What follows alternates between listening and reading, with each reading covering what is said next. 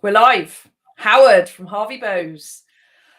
I feel like these podcasts are starting to turn into conversations with people who I really want to talk to. And this is the best way to do it because I get a couple of hours of your time and your expertise, and then everyone gets the benefit of the conversation. So thanks for coming on. Thanks for giving me your time. I know that you're insanely busy with everything that you do.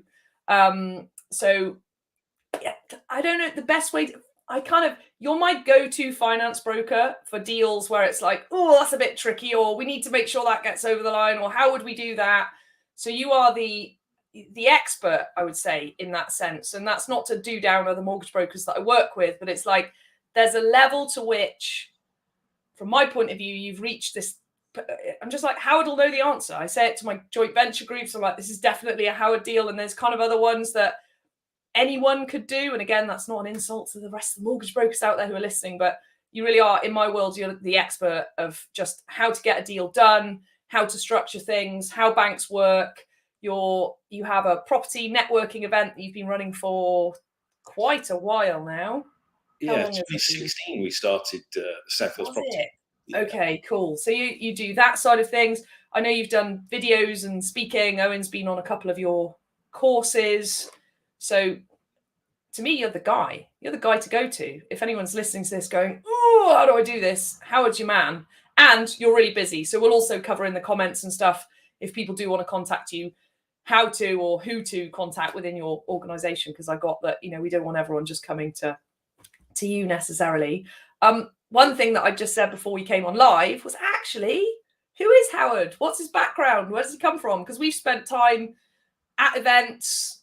You've also got the awards ceremony. Are you doing that again? That was really cool that night last year. We are, and we're taking entries for that as from June now. So any property deals, either that have started or that have refinanced in the period between June and the 15th of October this year, can be entered for our event, which will be the 12th of November. So the Welsh Property Awards.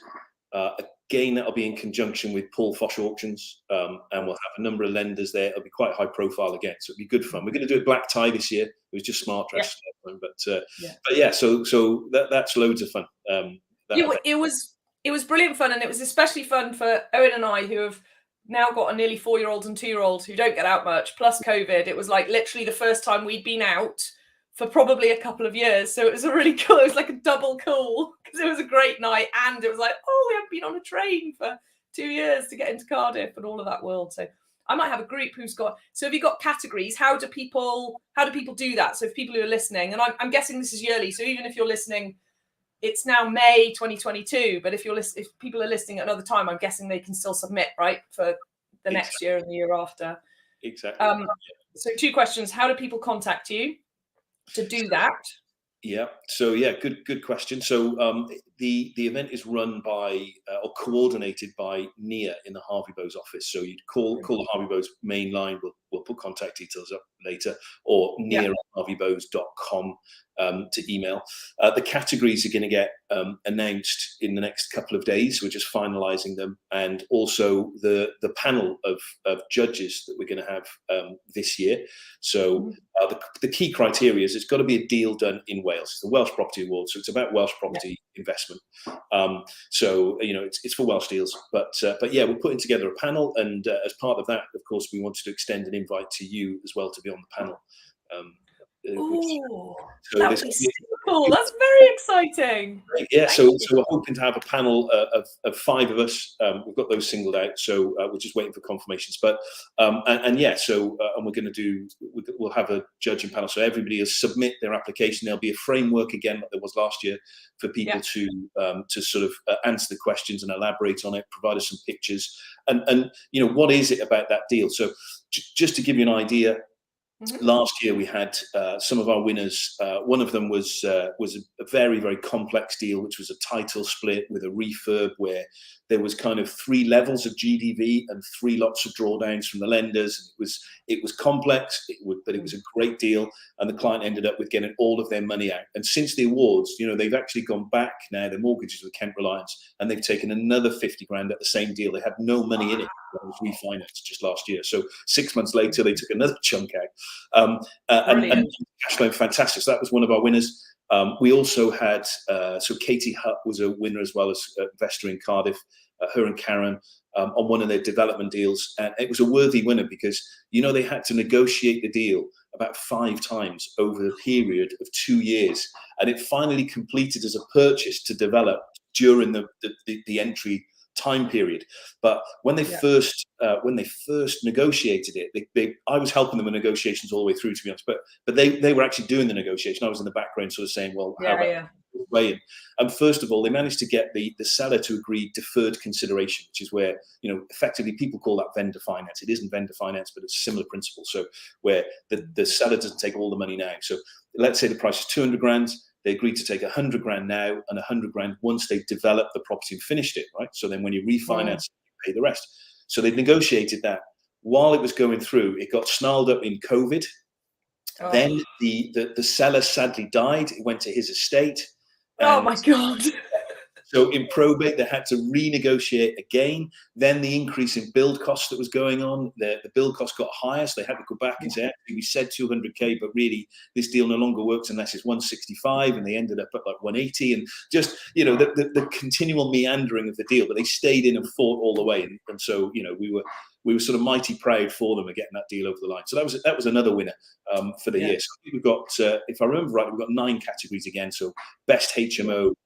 6 bed and under, best HMO 7 bed and over, just because they're different animals, and then the title split and best refurb refinance, award for the best sourcer, which it was really difficult last year. We had Peacock Property Sourcing, we had Estates, Jamie Higgs, and we had Sean Forsey from Nestwise as our top 3. It's really tough to choose between those guys as well, right? That's hard to give an award to just one of them when they've all been doing really cool stuff. Yeah, they'd all done some great deals, and so it was the most difficult category actually to, but they went to Nestwise in the end, and worthy winners. It was very close, but yeah, really exciting stuff. And yes, we're doing the awards again, and like you say, we do the South Wales Property Meet as well, which is a monthly meet. It's always on the 2nd Wednesday of the month. No, it's not, 3rd Wednesday of the month. So it's coming up, and you're speaking tomorrow. So anyone who is listening today or live, it's tomorrow, and I'm getting to speak, which is we get to spend basically 2 days together. So it's exciting. Yeah, so that'll be fun. And also, you asked the question, who is Howard? Where does Howard come from? Well, and we sort of ended on to the property stuff, the property awards. Yeah, and before we go back to that, I just one more question. So people who are listening to this who are like, oh, I want to come to the awards to meet all these people who are doing all this cool stuff in Wales. How does the ticketing work for coming to the awards? So yeah, the tickets will be available on our South Wales Property Meet.co.uk website. They will go live again. It'll be sometime later this month that go live for bookings, and for anyone that books up to the 30th of June, they will get an early bird ticket price. So I forget exactly what the price is typically. I remember that you can buy individual tickets. A table of 10 is going to be £650, and then after the 30th of June, it will go up to £995 a table. So we just get those early bookings in, and then it goes from there. And we've already secured major sponsorship from lenders. So the additional money that's raised will go to charity. It's a 100% charitable event. And obviously, there's good awards, the accolades, the trophies, good quality stuff. So all of that, goes into that. It's great. Yeah, and for anyone listening, going, oh, that's a really good price for what happens and there's dinner, the awards. We had a comedian last year. It was a proper night out. Yeah, exactly. So we made it a full-on night out. We had fantastic feedback the last time, and the last time we restricted the numbers to 100 people because we weren't sure. It was kind of in between lockdowns, and we weren't sure. Yeah, that was brave. That was really brave putting on an event at that time. Yeah, exactly. But this year we've opened it up, so it's going to be double the size. We're going to have we've got 200 seats available. So yeah, it's going to be a fantastic event. And like you say, if you want to rub shoulders with people and sort of find out who's at the top of their game, then it's the sort of Welsh event to be at. There'll be again at the same venue, the Holland House Hotel in Cardiff. Brilliant. Okay, I feel a couple of mastermind tables coming on for sure. So we'll get. I was just the whole last year, kids, COVID, everything. I was just oblivious to most things that were going on. So I feel like I'm just starting to kind of reappear again after little one's getting a bit bigger. So yeah, that's exciting. We'll put that on as a JV, a joint venture event with some of my clients. That'd be really fun. Yeah. So let's backtrack back. Let's start. So who is Howard? What do you want us to know about you? Bit of background. Yeah. So I kind of, my if I go right back to the beginning, but don't worry, I won't go blow by blow, right?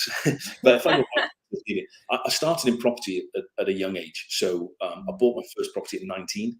And that was the typical scenario of a few grand help from my mum as a deposit, and it got me over the line with some savings, and I bought my first house. It was a struggle. When I think about it now, I'm surprised it was a struggle, because it was £34,000. And I bought anyone listening outside of Wales is like, you can't buy a house for 34,000. It's like, you can, and you can't quite do that anymore here, but it's not far off. It's just exactly, yeah. But that was back in sort of 96, and that was it was a 2-bedroom terrace house in Newport. I reconfigured it to be 3-bed. I then found out that it was on the main bus route to Killeen University. In the days when a student didn't think they had to kind of roll out of bed and roll into campus, they would actually take a bus, right? So it was one bus ride from Killeen campus. So I ended up renting out a couple of rooms to students that were friends of mine. I was only 19, don't forget. And then I thought, hang on a second, I can move in with my brother and I can rent my room out. So that's what I did next. And so I had this emo that I didn't know that's what it was or what I was doing. And you then did it before it was a thing that everyone knew what it was, exactly. and before the internet, and before everything that everyone just takes for granted now. I mean, that's exactly, yeah. So and that was a start, and then that was cash flowing so well as a result. So then I bought property number 2, and I should have done it as a flip. It was an ex-local authority 1-bedroom flat. I bought it way BMV, total coincidence. Below market value for those not quite yet property people. Sorry, I will let people know what they are, because we forget that everyone doesn't know what the lingo is. Yeah, sure, of course. So I bought below market value, and I should have sold it, because I borrowed on a bit of a credit card and things to get a deposit together to buy this house, and it didn't actually cash flow because of the way that I'd constructed my deposit, right? Because it was only a 1-bed, couldn't multi-let it. So I'd gone from this great deal to this sort of disaster deal, because I was fixated on holding on to it and growing a portfolio, not flipping it and creating a deposit to do another one, which had I had my time again, that's what I would have done. But so I kind of went down that route, steep learning curve.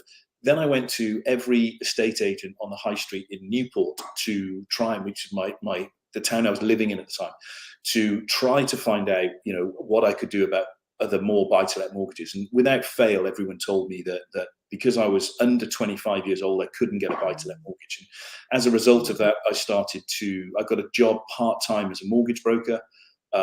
Absolutely fell in love with it, kind of quit the day job and built my own mortgage brokerage from there. So that's how. You've been doing this for a long time. This isn't like a new thing for you. You literally started as young as you could viably buy a property and have been in it ever since. So I didn't know that about you. I mean, I know that you're the go-to guy, right? I'm like, Howard will know the answer to this, but that's what it takes, right? Like, you've been in it for decades now. Yes, 23, 24 years that I've been broking and investing. And then, so I built a property portfolio. To give very brief background on this sort of it. I built a portfolio to a point where I was technically financially free. The mortgage brokerage was then still a lifestyle choice. I didn't need the income from it. I carried on working like that. Got married at 28.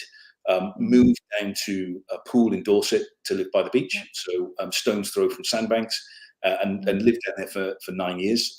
Unfortunately, that marriage didn't last. So then when my ex-wife then moved back to Cardiff, and that's when I relocated then back from Dorset to come back to South Wales.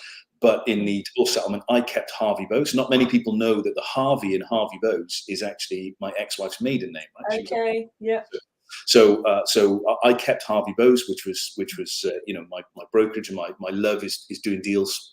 I love doing deals for other people as well as myself. So and I gave away the entire property portfolio. So I started again in 2013 with absolutely no property whatsoever, and no cash reserves, from zero. So and now I don't discuss the size of my portfolio. I choose not to, but put it this way. I have in the last 3 months sold off £1.2 million worth of property, as I've so I started with zero in 2014.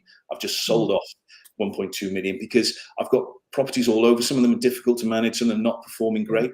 And actually, because the market's really hot, I've sold those at the auction and repositioned my portfolio. So I'm buying some really exciting stuff at the moment as well. I've got a sort of a castle in the middle of Newport that's in my portfolio, the old artillery hall, drill hall. We're going for wow, exciting. Yeah. So we've got a GDV on that of about 4 million. So GDV, gross development value. So yeah, the end value of that is about 4 mil. So we've got that as a developer, just going through planning now. And what I've found as my own niche is that what I really enjoy. So I've got a diverse portfolio. I've got single lets. I've got one HMO in my portfolio, but I've got plenty of blocks of flats. I love a title split strategy. Yeah. And I love planning gain too. So I look for plots where there's a plot of land or a big old commercial dinosaur of a building that can be reused and sort of turned into resi. That's the stuff I love. And so what I do with those is these days my strategy has tended to be, if I find two resi to commercial to resi type conversions. So give you an example. I bought the NatWest Bank in Chepstow. Beautiful market town, lovely old bank. We bought it with no planning whatsoever, got planning for 6 flats, bought it for 286 and sold it with planning, didn't do any work, just sold it planning 476 in auction. So, and what did planning cost you, for people who don't know about those kinds of figures? Are we talking 10 to 20,000 all in? 23 grand all in. And that included the QS reports and everything. So the developer who bought it could go straight in and work. There was no prep work needed. It's all done.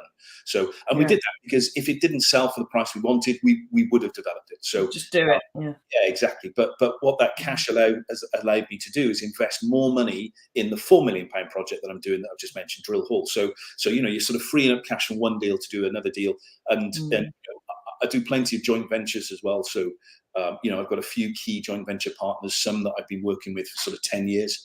But I find more deals than cash, like any other property investor that's sort of as active as you or I are.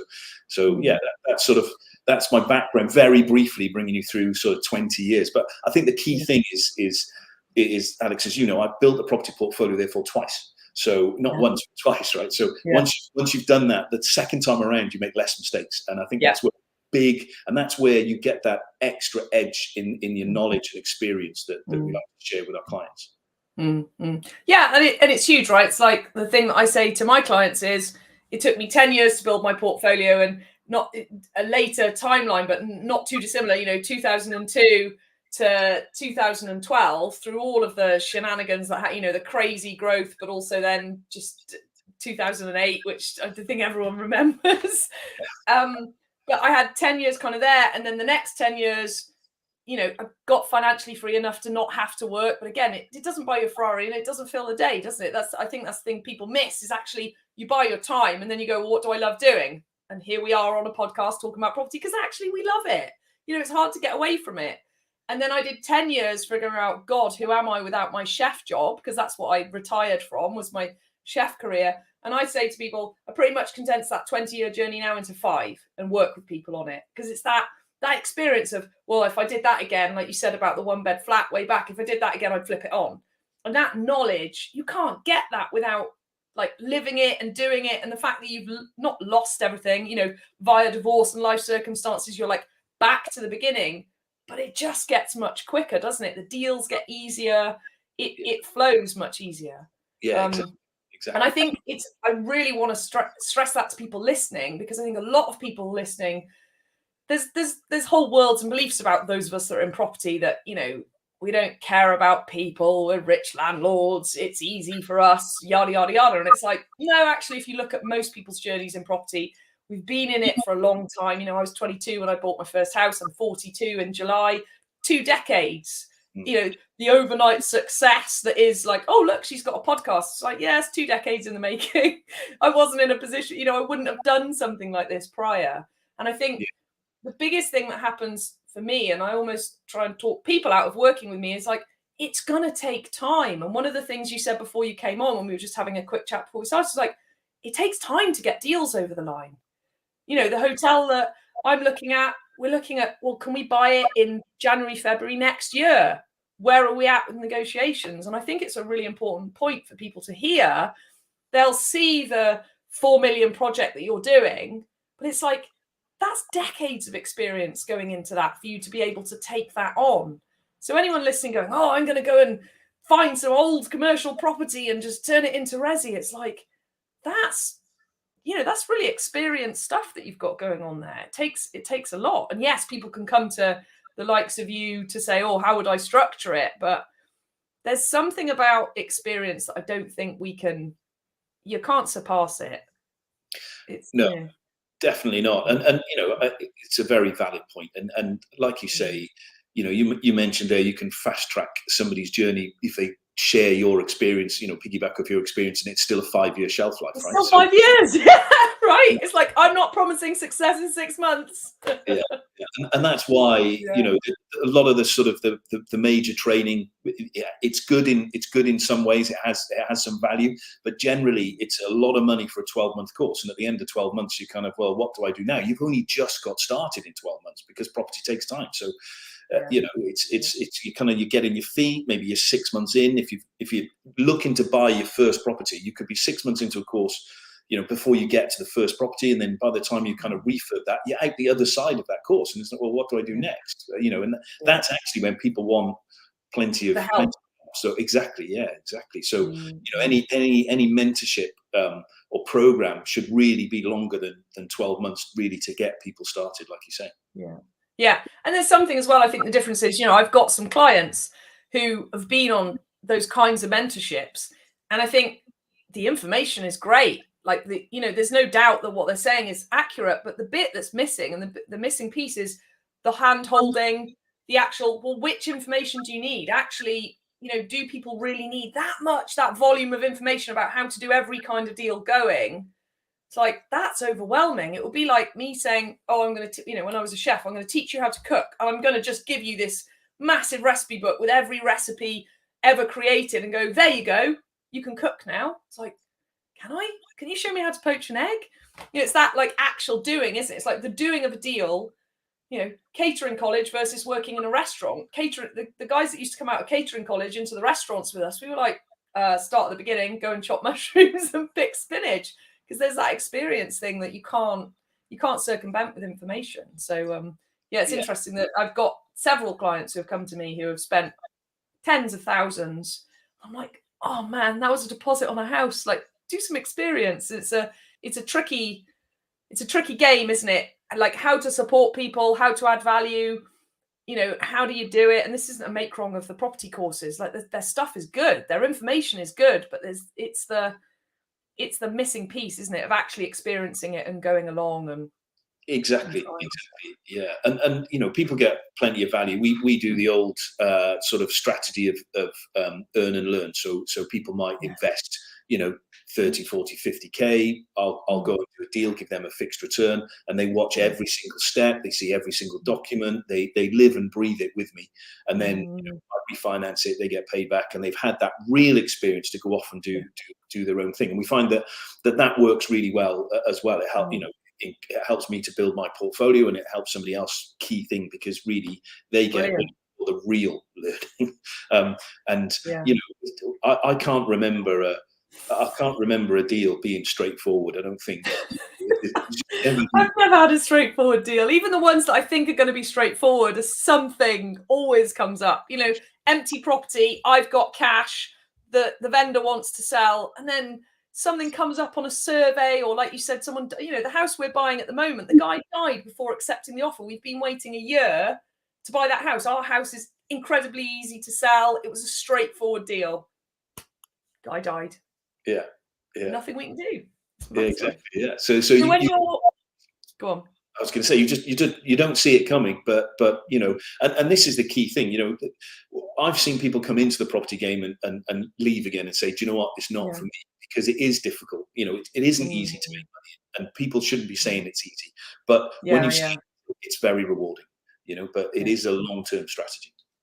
Yeah, absolutely. So when you're doing stuff with people that you were just mentioning then, because you cut me. I joke with Owen, you cut me open, I'm joint ventures through and through. It's what I do and facilitate, right? And it's so funny that Owen, my husband, like, you know, he's my husband. People listening might not know he's my husband.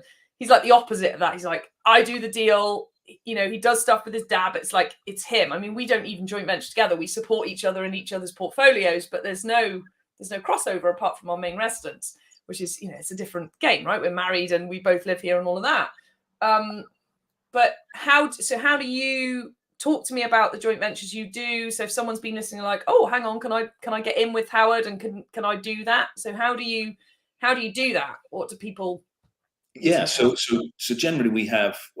I've learned over the years to approach joint ventures, you know, carefully. So so what we generally do is first of all, we might do what we say earn and learn. So somebody might put in a sum of money.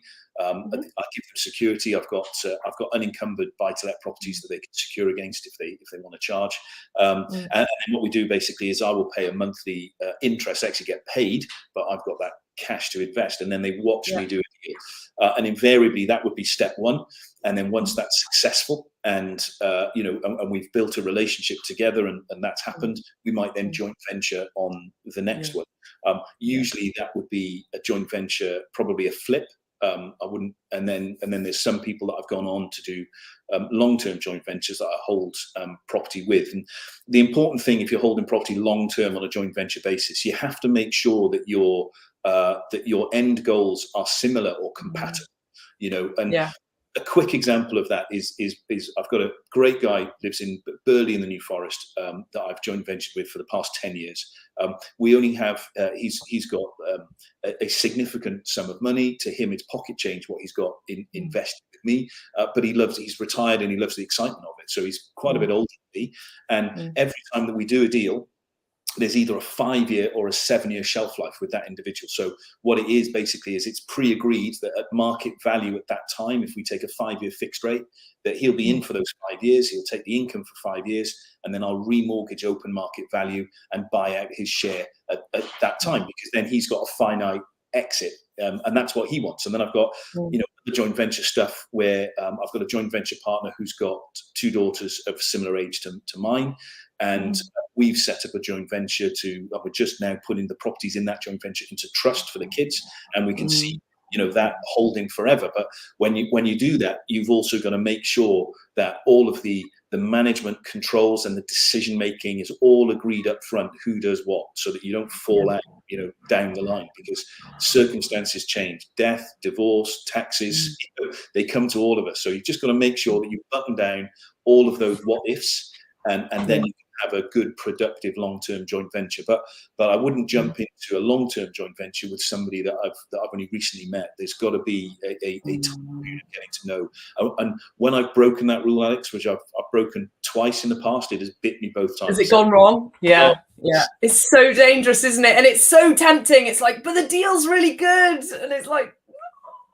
If you rush to joint venture, so you know, it's happened to me twice, and it stung me both times. And even when I've tried to button down everything, you know, it can still not work. And I'm very much, you know, I like to operate. I like to extend beyond my comfort zone, but I also like to operate where I'm mentally in a happy place. So if I've got disputes, I've got to resolve them, and so I would rather walk away from a toxic JV with nothing than you know, try and eke some money out of it or take someone to court. Or so in both instances when my JVs went wrong, I was just, do you know what? And that's exactly what I did. So, and both times that's been a financial, not just opportunity cost, but physical financial cost to me. But it was better for my brain space to walk away and crack on and do the healthy deals and enjoy life.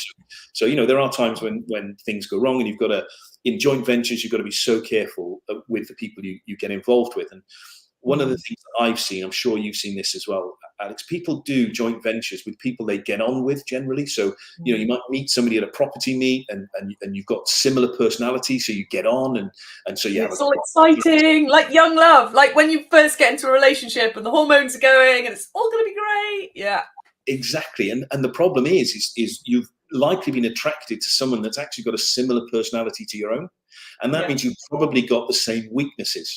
So as a joint venture, it doesn't necessarily mean that it's the right partnership. So I'm aware of where my personality shortcomings are. I'm very quick at seeing a deal. I can very quickly assess a deal, but I'm not analytically minded. So same here. I've got a great team behind me in Harvey Bowes that will, and we'll get a QS involved that will cost out everything. So we've got the analysis done, but the details covered, but I don't cover it. So for me to get involved with another sort of driver, airhead, imaginary, visionary person, the two of us together could talk all day and have great fun about what's going to happen. But you actually need, in your joint venture, you need somebody that's actually going to make it happen. But, the benefit of running Harvey Bowes, I've got my own full-time property manager that does our lettings as well, because, we've got a portfolio significant to support that. So I've got all of those things are buttoned down in the background, and actually that's where a lot of the learning comes from for people that sort of do the earn and learn is that they end up in a position where they're seeing so much more than just that deal, because we just open the whole thing for people to see how it all operates. And there's learning right from assessing the deal to handling the tenant when the tenant goes in after the refurb and everything else. I remember I had one of my joint venture groups. There was 4 of them, and one of the guys who's the absolute detail analytical guy, and I said like everything you just said, and I'm like, yes, there's a property guy talking about long term and about joint ventures and about taking it seriously and buttoning stuff down, because it's not talked, in the social media hype of like get rich through property. It's not talked about. It's not talked about slowing it down. It's not talked about taking your time. It's not talked about how basically, when I put my JV groups together, I'm like, you guys are basically getting married. You guys are linking yourselves financially for the rest of your lives. We're signing shareholders agreement that deal with everything that you say, like dying, leaving. What if someone, stops communicating, all of that stuff. And I spend most of my time facilitating personalities, not actually the property bit. Ironically, in all of this is really freaking easy. The people and the dealing with the people. And like you said, there's all these different things, and then dealing with the tenants. So this one guy in one of my groups, he was like, I don't feel like I'm contributing.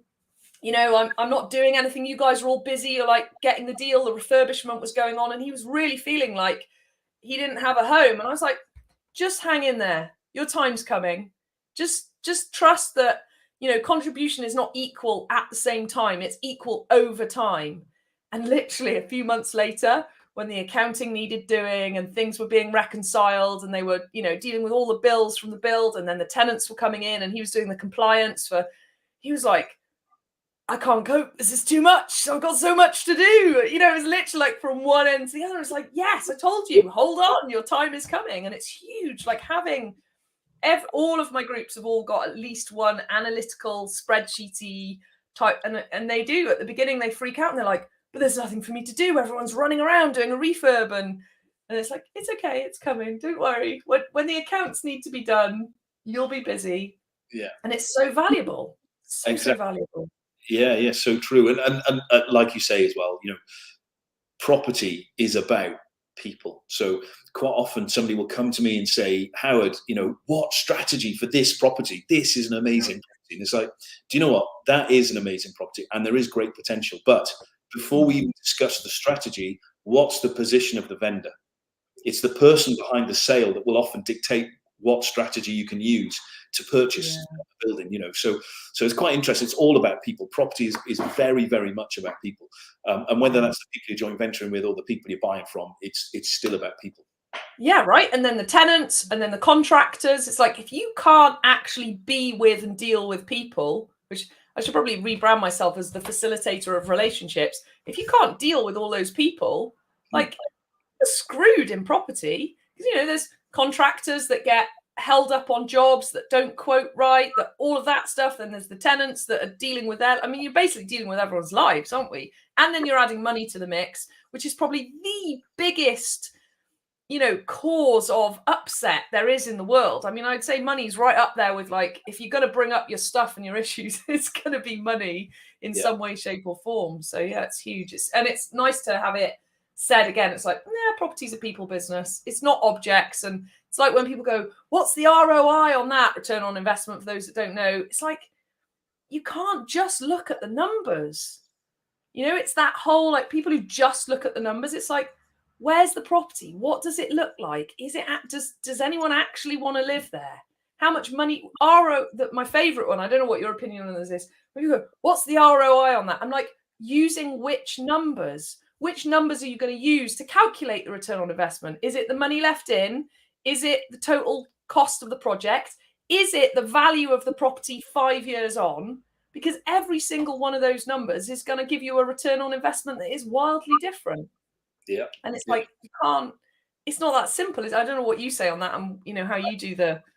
I agree with you 100%. I think when you're looking at return on investment, you've got to look at it from several different angles. So, one of my key measure, if I'm doing a simple buy, refurb, refinance, I don't do that many of those right now, but I have built these last couple of years. And, when I'm doing that simple sort of single let property, what I look at is basically, how much money am I going to have left in at the point of refinance? Okay. Yeah, me too. Yeah. I'll measure from that number to then what my cash flow from that property is annualized. So when I say that, so if I've got $750 a month rent coming in, I've got a mortgage of 200, I've got some expenses on top of the mortgage, and then I'm looking at that difference between that to my income, and I'll include potentially voids. So the market is so hot at the moment. I actually only include 1 month void for every 12 months. On a single let property, and I do just double that for a HMO per room. And that's because HMOs have got more attrition. People come and go more regularly. As a general rule. I was going to say generally, I'm finding in mine now, I've had people there for years. Yeah. It's interesting how it's kind of changing and gone. I mean, I'm in Pontypridd, my HMO. It's an 8-bed. It's done out very nicely, so I get the benefit of it's an easy property to let. I've had a few guys living there for years now. It's like they're making it their home. They've created their own family. And then there are people that turn over, but not as fast as I thought they would. And the rooms are gone. The person coming in is almost going, can I move in earlier? It's like, no, they haven't moved out yet. So it's interesting. Well, the demand, as you say, demand for rental is phenomenal right now. So we still put that month's void in, and one of the reasons just to be conservative. Is you've got to be conservative, absolutely. And also, how many times you think about it, when you get a tenant changeover, you've got to do some sort of refresh. You're never moving a tenant straight in. If you're a decent landlord, there's always something to do. We got a block of 5 apartments in Blaina, right in the town centre by the co-op in Blaina, if you know it. So which is up on the Blaina Gwent Valley. And it's an ugly looking asset from the outside, but it performs fantastically well. It's lovely inside. And we've just had 2 tenants, sadly, moving on from there. And in both instances, the team had gone in and they've just a lick of paint. One of them's had a new carpet. There's always something, right? So if you can line your tenant up, you've got to be super organized to get them in and get the first month's rent straight away. So generally we put in, a month for that type of property per unit.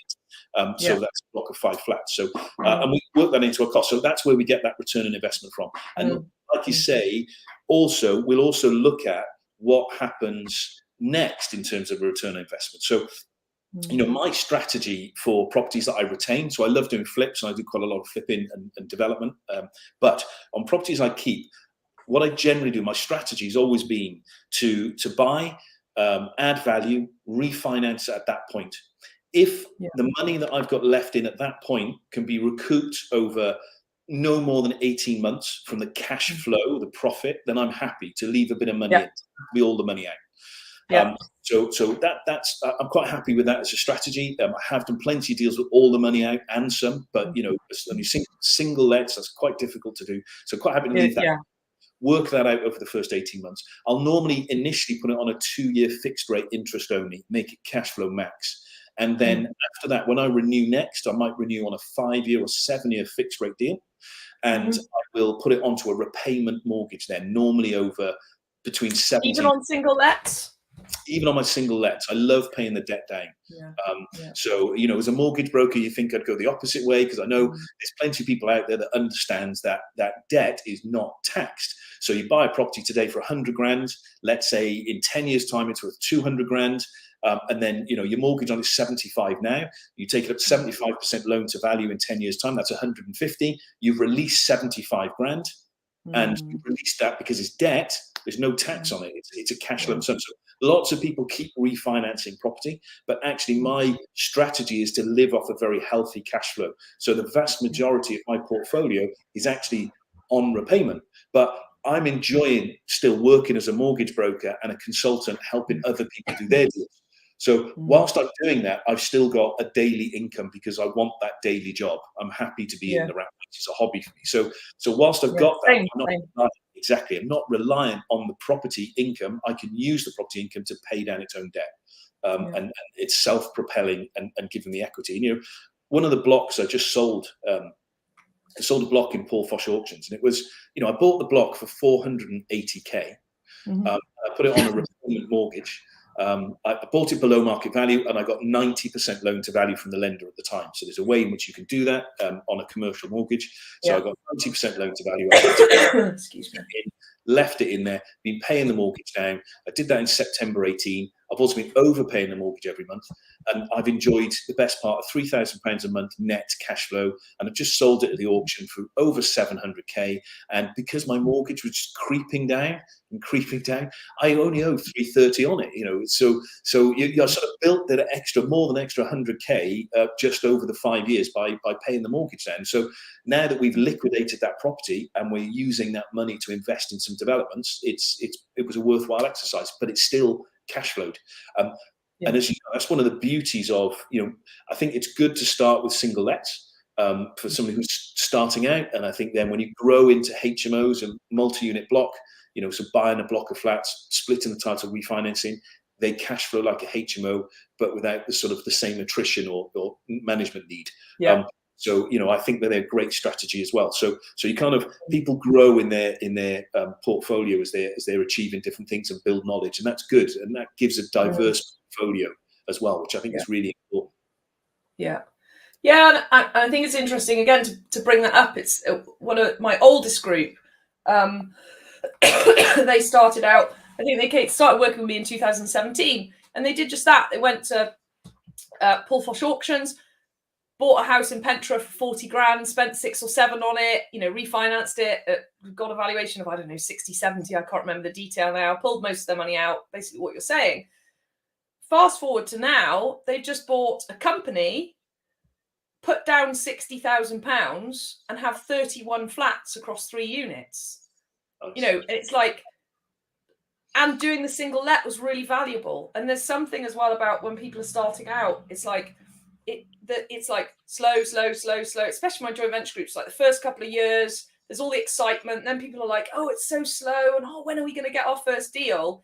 But then after 2 or 3 or 4 deals, all of a sudden the experience is there.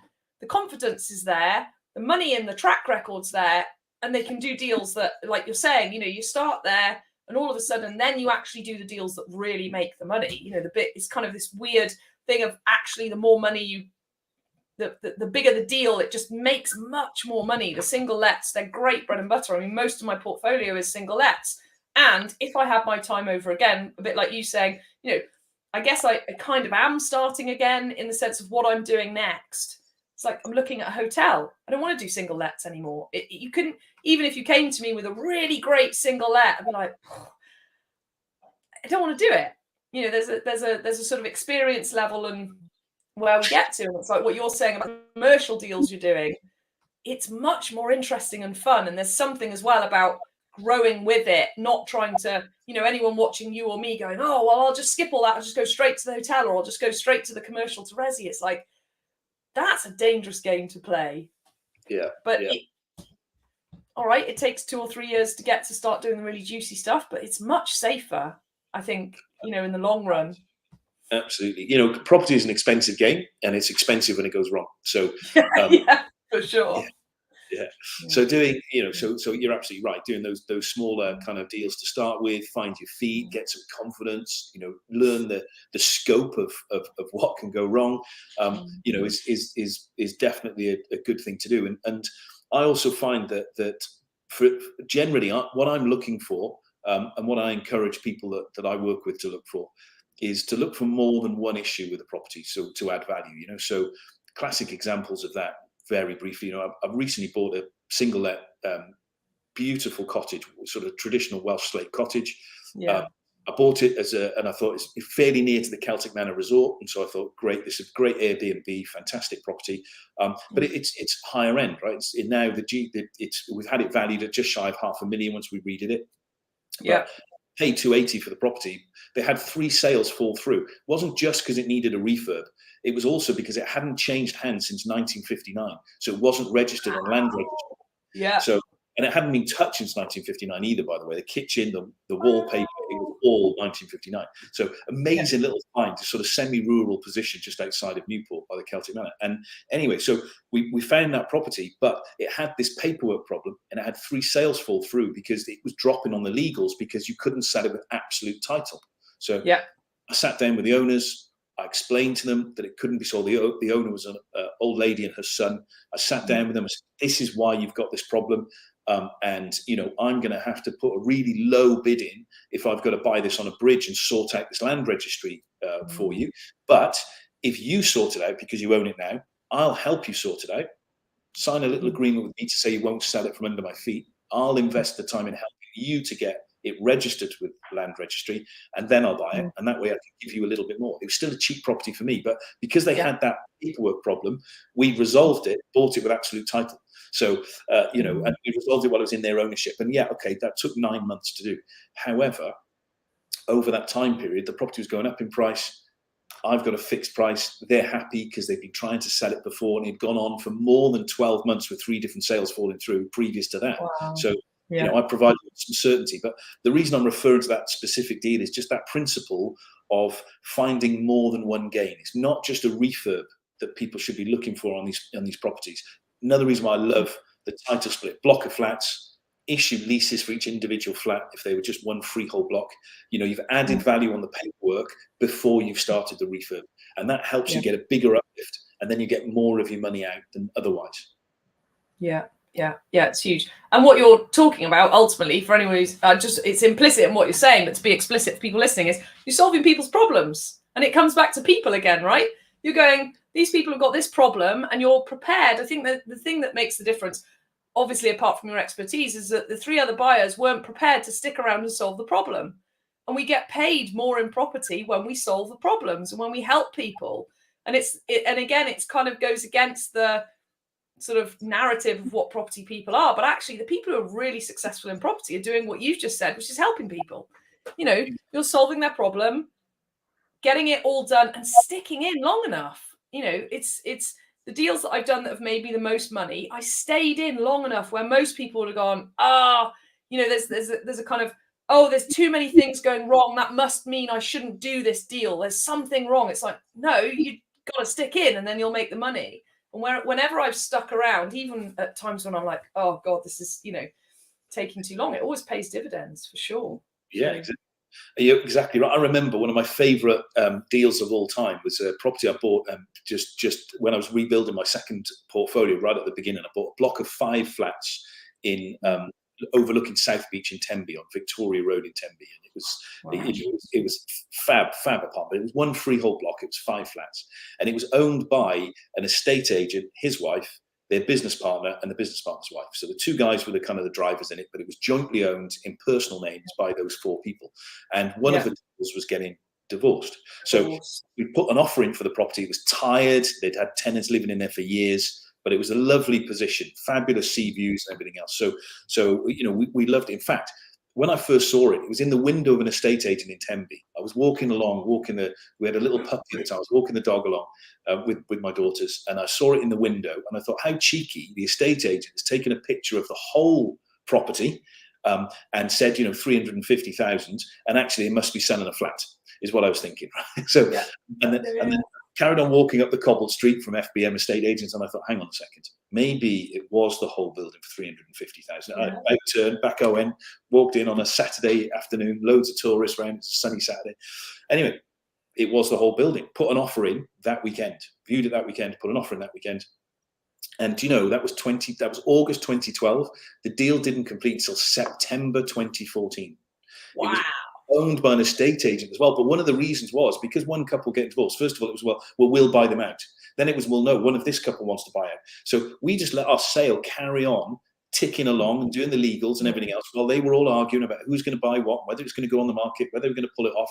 And eventually they just gave up because they couldn't argue. It was like, are you still in? And my response yeah, to that, I'm still here. I was never out. And we bought that property for 350k. It was, the asking price was 365. So we closed the asking price 350k. We sold it for $1 million. Right now, just shy of $1 million as individual flats. Right now, one of those flats is on Rightmove, again, now making the GDV of that property today about 1.6. So, and that's just from 2014 till now. I say 2016, because actually it took us 18 months to finish it. So by the time we finished and marketed, they were sold in 2016.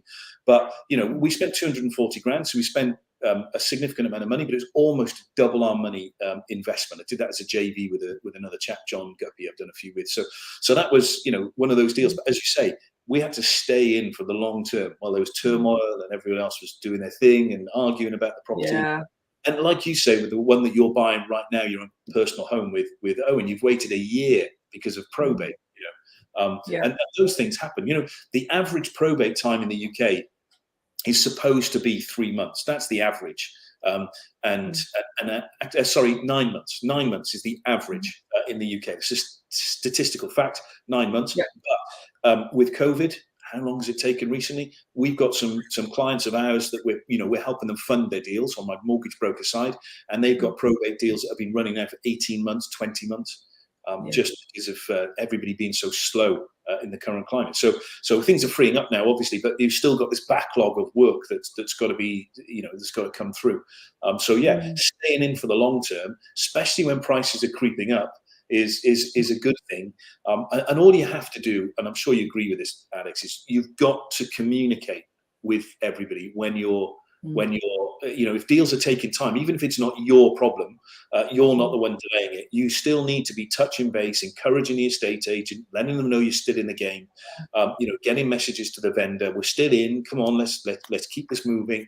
Because if you don't, and it goes quiet, then they're, is Howard still buying it? I don't know. Maybe we should put it back on the market. And that's when they start thinking that, they're thinking, hang on, prices have gone up by 20k since we agreed that deal. Let's put it back on the market. Well, if you can stop that by communicating all the way through the transaction, leading up to it. So I think that's really important too. Yeah, and it's great, isn't it? It's communication, people, problem solving, and in some ways, communication is a really interesting one, right? Because all the stuff comes up, there's people involved, and one of the biggest things that stops all of it is not communicating, because actually everyone starts making up a story in their head, like you just said. The vendor's wondering, is Howard going to buy it? And then, all of that. All of it can literally be stopped by picking up the phone. And yet one of the things that people find the hardest to do, and one of the things I'd say probably most of my clients spend the most time on, we do a lot of personal development outside working with me as a coach. We do a lot with the Landmark courses and other personal development and therapists, and all of it. It's like, if we don't do the work and get good at communicating, forget it, it's not going to happen. And it's huge, and it's that simple as like, pick up the phone and speak to them. Oh no, I can't, they might think I'm bugging them, or they might think I'm being this or that. It's like, oh man, just pick up the phone. It's the same with asking for sales. I mean, I do a lot of people who don't joint venture, go into a joint venture group, they come into what I call mission mastermind. So they're building their business or whatever. I call it mission mastermind, not business, because it's like, what's your mission is way more empowering than business. And there's all sorts of stuff. And it's the same asking for sales and just asking for like, would you like to buy from me? And people find it so hard. I mean, I don't know how have you built, I have it that your business has been built on reputation, but have you had to do much? You do networking and selling, and what do you say to all of that? Look, I think when you're starting out in business, I think you've got to get out. You've got to get your name out there. It's not rude to be asking for the order. If you've got some value that you're offering somebody, why not ask for the order? I think that's really important. I mean, for me, I'm in a lucky position. I've been mortgage broking over 20 years. As a company, we've got a great reputation. We do what I would call the mundane, the vanilla deals, but we have a reputation, as you know, for the complex. And so, people come to us. We're still active. We still do a little bit of networking for some of my other brokers, but generally, the Harvey Bowes kind of fuels itself along because we've got that sort of thing. There's so many people out there that have been in property for, like 10, 15, 20 years, they come across, they got some mentees and they've got a problem case, and the reaction is, do you know what? There's one person that can solve this, and that's how we get most of our deals, actually. So it's good. There's less marketing that we need to do in that way, but we're going through an interesting phase right now, because one of the things that I found is that in the market, like I say, I've been doing this over 20 years. On the lead up to the last credit crunch, estate agents got incredibly lazy, to tell you the truth. To be quite frank about it, it's my opinion, and there's some out there that I agree with you, and I'm starting to see that now. I don't know about you.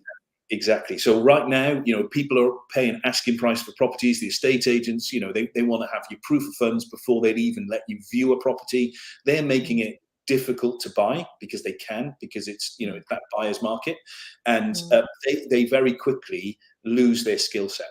So right now is a brilliant time to put some good old traditional skills into property sourcing and agency. And so Harvey Bowes is launching its own estate agency. So you're going to see some marketing from us, because we're going straight in with a branch in Newport, where I'm talking to you from now. We've already got a high street office location here, which we run Harvey Bowes from the upstairs. And we're going to put the estate agent on the ground floor. And then we're also then going to open an office 3 months later in Ebbw Vale, because the blind is an area with good yields and great returns for property investors. So we'll have an estate agency arm, and then kind of a sourcing element of that, because we'll be pushing deals out to the investors that we know on a national basis. So really excited to be doing that. So we don't market Harvey Bowes as a mortgage brokerage very much, but you're just about to see some marketing going on for our new launch, which is 1st of July is when we're going to launch the agency. Awesome. Yeah. And that's exciting, right? Because then people are like, they already know you. They know that you're good at doing deals. Now you're also getting, vendors coming to you saying, look, we know you're good, off you go. And the whole thing just really works. It's interesting what you say as well about what a great time to start something like that, because people get lazy. I mean, I'm looking at property going, there's no floor plan. I've got to go and visit the damn thing to work out if it works. And all I need to see is a floor plan. I don't want to go and traipse over there and do it, and it's just such a shame. And I get it. It's like, oh, it's easy. The property's going to sell. We'll skip that bit of work and all the rest of it. But it's like, it is a shame. And actually what will happen what do you say about where we're going with this, what's happening with the property market? I mean, it's just, for me, I'm like, I don't know how to call it. I've been saying for 7 years, it's not if, it's when the crash is coming. It's like still not here. But exactly. So, and I think that's great. So I'm going to caveat now by saying nobody's got a crystal ball, and I'm not giving financial advice, despite the fact that no, it's important, right? But we're just, it's just a call. We're just discussing what might We're happen. on a podcast, folks. Don't take us literally. Get the advice for your deal at your time, with your experience, with the right people. It's like, we cannot stress that enough, I think. And thank you for saying it, because people do. They listen to us talking and apply something we say about a deal we're talking about onto what they're doing. And it's not the right advice for the right deal. So please, if you are listening, really go and see Howard yourselves. 17th of May 2022. This is where we are now, while we're live recording this podcast, and the market has been going phenomenally. And you and I have both invested in property through a credit crunch. So we know that it happened before, it happened before that. We've seen it all. Yeah. So what's happening now? Well, this is controversial, so this is my opinion on the matter. And I'm a firm believer in the 18-year property cycle, if you've ever looked at that. And in the 18-year property cycle, it talks about, before you have this accelerated boom, there's normally a couple of shaky bits, and that's kind of the awareness phase of the process, right? Of the 18-year property cycle. Now, when you think about it, if we went back to 2001, September the 11th, 2001, that was a shaky period. The newspapers were recording the fact that we weren't going to have tourism in the UK anymore. No one's going to spend money visiting Buckingham Palace anymore because they're worried about terrorists, and the economy became subdued. And the Bank of England reduced the interest rate to 3.5%. And then 3%. So 3%, it was the lowest it had, and that was in 2002 then, as a result. That was the lowest it had been in history since the 1600s at that point in time. So, and what happened after that? So then after that, that was when the Daily Mail were telling us that we were going to hit the crunch. And what happened? The opposite. A few years later, it went whoosh. Okay. Now, what's happened now is really interesting, because we've had Brexit and the delays as a result of that, and we've had COVID, and now we've got the war with Russia and Ukraine, and all of those things are causing a dampening of the economy as a whole. So not property at the moment, but as a whole, the economy is subdued. It is predicted that we're going to be in recession within 2 months from now by the Bank of England, their official stats. But property is still climbing. And why is that? Well, in history, although we've got an 18-year property cycle, the same pattern happens, but the catalysts for the growth and the crash are different. The rules of the game change, but the game stays the same. Yeah. Where we are now is in a position where we've got inflation. We all know that. Inflation is caused partly by a lack of supply, partly by the results of COVID, and partly by increasing costs of living with things like energy costs that are passed on to businesses, and other costs. All the legislative costs of things like health and safety, which are now being added more and more into business, also add to costs, meaning that businesses have to put their costs up. So we've got this period of inflation. What happens with inflation? Well, everybody needs more money to cope with inflation. So the self-employed have to put up their fees. Those who are employed go to their employers and say, I can't work for this anymore. I need a raise. That is the next thing that happens in this process. What happens when everybody's money has increased and the property market is just dampened slightly, still going to grow, I think, but it means that the ratio between the annual salaries, the income of individuals, and house prices decreases again. So for the last few years, it's been increasing. Wages have stayed relatively static. House prices have gone up, and the gap has grown. Now, when we have a period of inflation, that gap closes. Even if property prices start to rise a little bit, that gap still closes. And what that facilitates is another accelerated growth. So I don't see a crash coming immediately. A couple of years. In a couple of years, yeah. We've got at least 2 to 4 years in this current cycle, is my personal belief. My strategy in investing in property is based on that. No one's got a crystal ball. No one knows where the top and the bottom is. And if you buy something, in a falling market, well, you just got to hold it long enough. That's the bottom line. But we're back to time again, aren't we? We're back to stay in. Like, don't. Exactly. Yeah. But that's where we are. So I think we're in a really exciting part of the economy. And even though we're going to see some pain from inflation, I actually think inflation is good for the economy right now. That's my opinion. It's really interesting as well, isn't it? Because there's this whole pent up savings from COVID. There's so many things that are kind of skewing things, and then there's still the people that are old enough to remember. I mean, I was a teenager at the time when interest rates went up to 15%, but there's a whole world of, I don't think banks would do that again. Would they? Wouldn't they? And like you say, the game's the same, but the rules change because the way the banks do things has changed. And the way COVID has had people, they've got money, but at the same time, there's a whole eat or heat narrative. But actually, there's this huge pent up amount of savings, and people are like, what am I going to spend it on? And it's It's diversity. There's more diversity now in terms of income than I think we've seen for decades, or maybe the 70s and the oil crisis at the time, because you've got people that are struggling, are going into Tesco, look, stop checking out my food when we get to £40 because that's all I can spend. That's happening on one side. And then we've got other people that are very liquid and spending lots of money because, of course, they're not getting a return on the money in the bank. But let's go back, because you mentioned, rightfully so, 1990, 1992, Norman Lamont was Chancellor of the Exchequer. John Major was our Prime Minister at the time, and interest rates went up. So the bank base rate went right up, and mortgage rates were 16 to 20% on lender standard variable rates. Painful time. I was still a schoolboy, just leaving school at the time. So I didn't have a mortgage then, but obviously, I'd started in mortgage business at a young age, and I'd regularly met people back then that remembered those mortgages like they were yesterday. But here's the thing, and this is important, exactly like you said, or we've said, the rules of the game are different, but the game is still the same. Back then, the interest rate was mainly governed, the primary governor of the Bank of England base rate was the value of the UK pound against other currencies. So against the lira in Spain and the peseta, the lira in Italy and the peseta in Spain, the franc, all of those mainly. So in 1994, the Labour government came into power.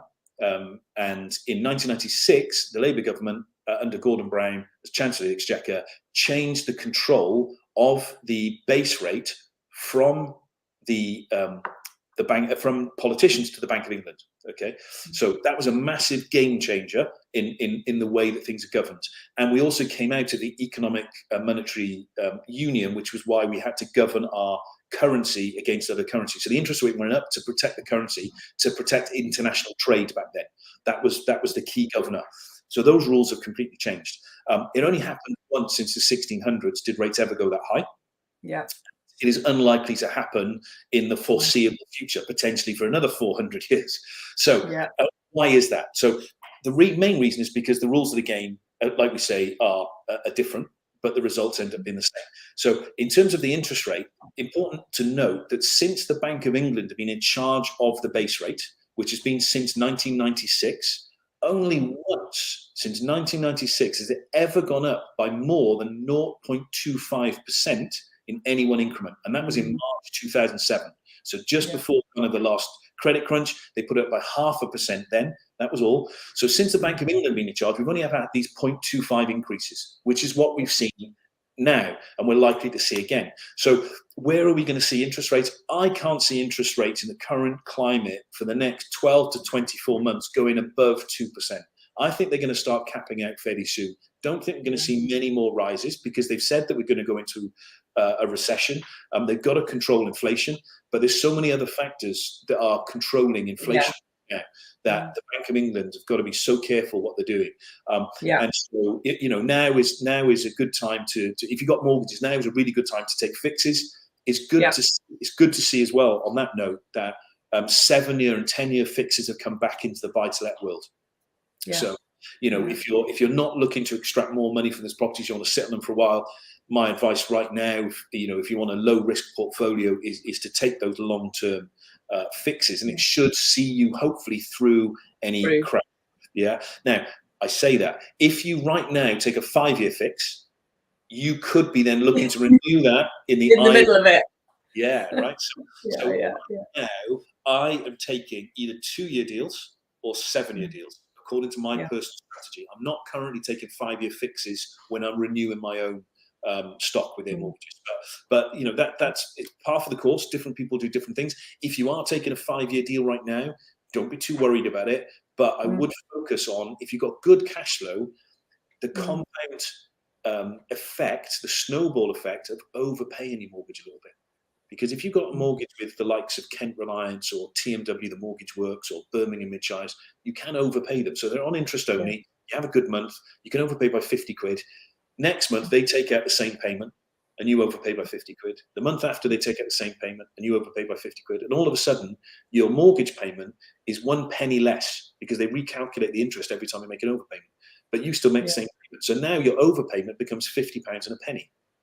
And then it becomes £50 and 2 pennies, and £50 and 5 pennies, and £50 and 10 pennies. And so as you overpay every month, you build that momentum and you overpay, and you actually build quite a lot of equity quite quickly. It's surprising, that snowball effect over a period of a couple of years. So if you are taking a 5-year fix now and you are going to remortgage in the eye of the storm, well, I would say you want to ideally reduce your gearing possibly by 10% over a 4-year period.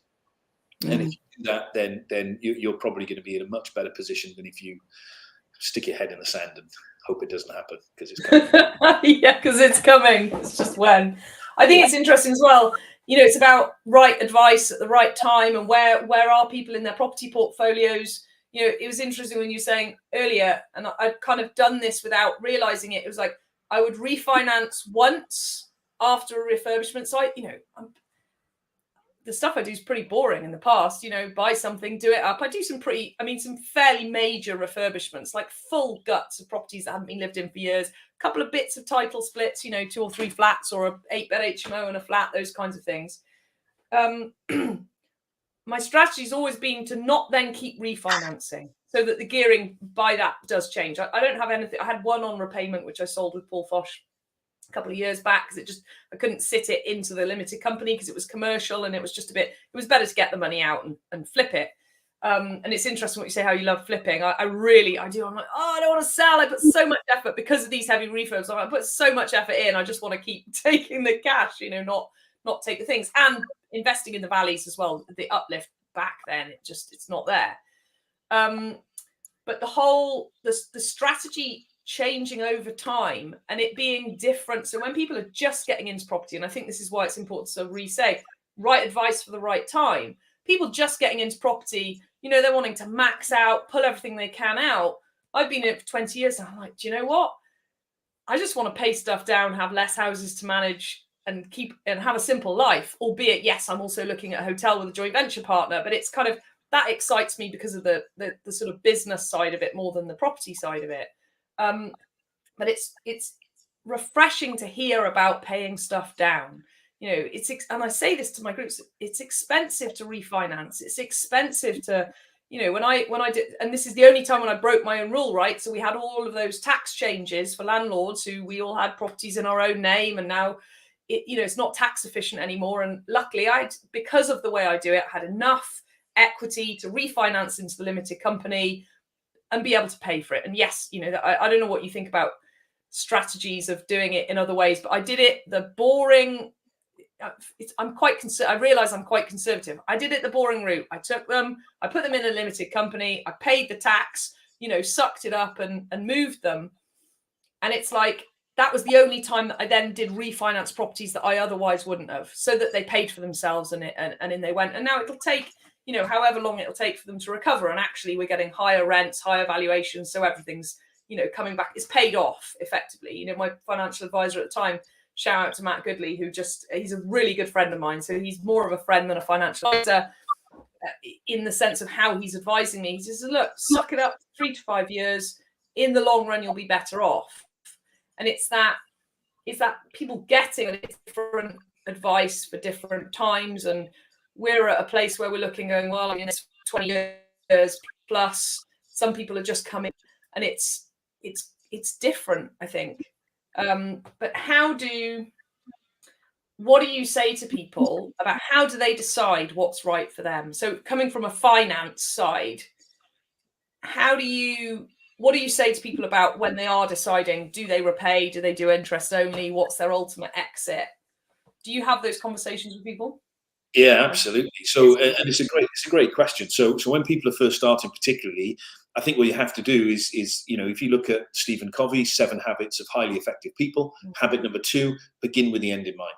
So where is your strategy taking you? What is that end result? And you work your way back to the beginning, and that will provide you with the answers as to whether you are somebody, because somebody who has a very nonchalant view of risk might say, do you know what, when I'm 70 years of age, I've got a client who's got upwards of a £20 million portfolio, is in his 70s, and every 5 years he just goes back, takes it back up to 75% loan to value, and takes a load more money out, buys himself another Ferrari, and that's what he does. That's his choice.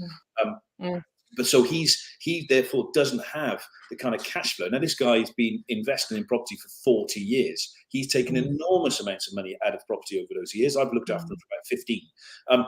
But now, if he'd have been paying all that debt off, he'd be in his 70s with hundreds of thousands of pounds income coming in every month, and he could have had cash flow the whole time and paid all the debt down. Instead of that, he's got comparatively little cash flow, enormous amount of debt. Now he's having difficulty renewing those mortgages, and he's being forced to sell off stock he doesn't want because of his age. Because of his age, yeah. So you can get buy-to-let mortgages up to actually the maximum age you can be at the end of a mortgage term is about 105 by tweaking lender criteria. So there are some lenders out there that will do stuff, but that is on a vanilla buy-to-let. This guy's got commercial, he's got semi-commercial, he's got industrial as well as residential. So on his resi stuff, he can still look after that. On the more commercial stuff, he's now struggling. He's got no succession plan, even though he's got 4 kids. And he's just kept rinsing that portfolio, rinsing it. And now it's coming home to roost. And I just see, for me, paying the debt down is quite important for me because I want that. I want the cash flow, and I'd rather have less properties. I've got a significant portfolio now, and actually I've sold off £1.2 million worth, as I said, because I'm re-strategizing. I can pay a load of debt down with the equity I've pulled out from the ones I've sold, and I reduce that. And if I have a paid-for portfolio by the time I'm about 57 years of age, bearing in mind I had to restart only a few years ago.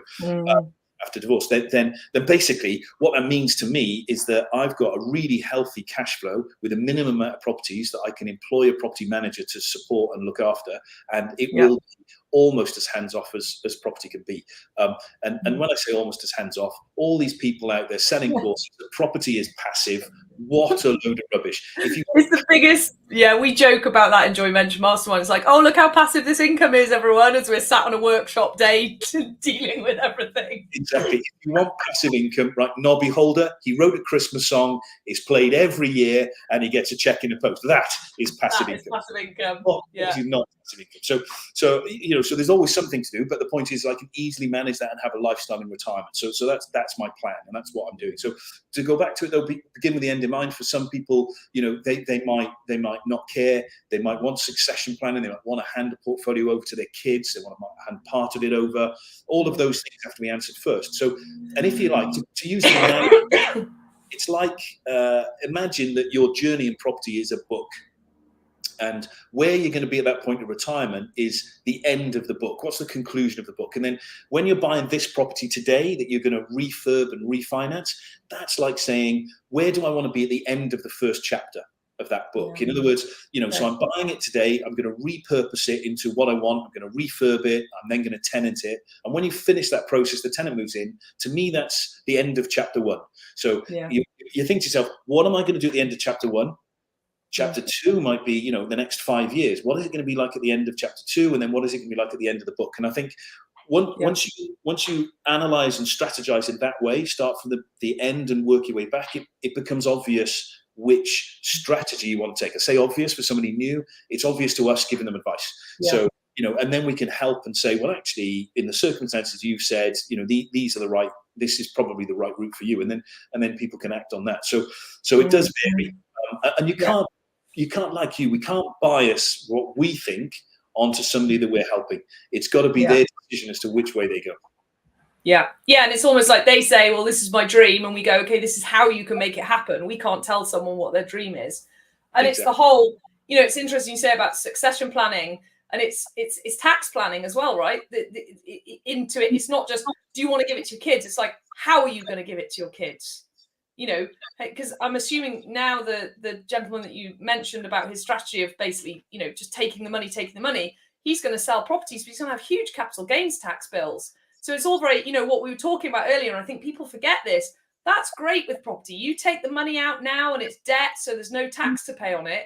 It's only deferred tax. It's not no tax. And I think people forget that, because then actually 40 years on, you sell a property, you've taken all that money out, never paid any tax. Guess what?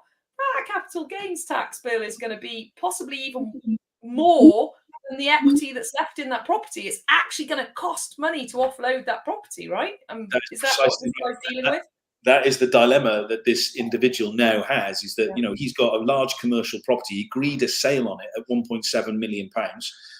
But once he calculated the cost of the tax costs, he pulled out of selling it, and the banker threatened him he has to sell it. The reason he pulled out is because he had a £500,000 capital gains tax and he had a 1.4 million mortgage. So, he wasn't, by the time he paid his agency fees and everything else, he didn't even have half his tax bill in equity in that property, because he's continually re-leveraged it. And then he can go, all right, well, I'll sell something else. But then it's like, well, same problem.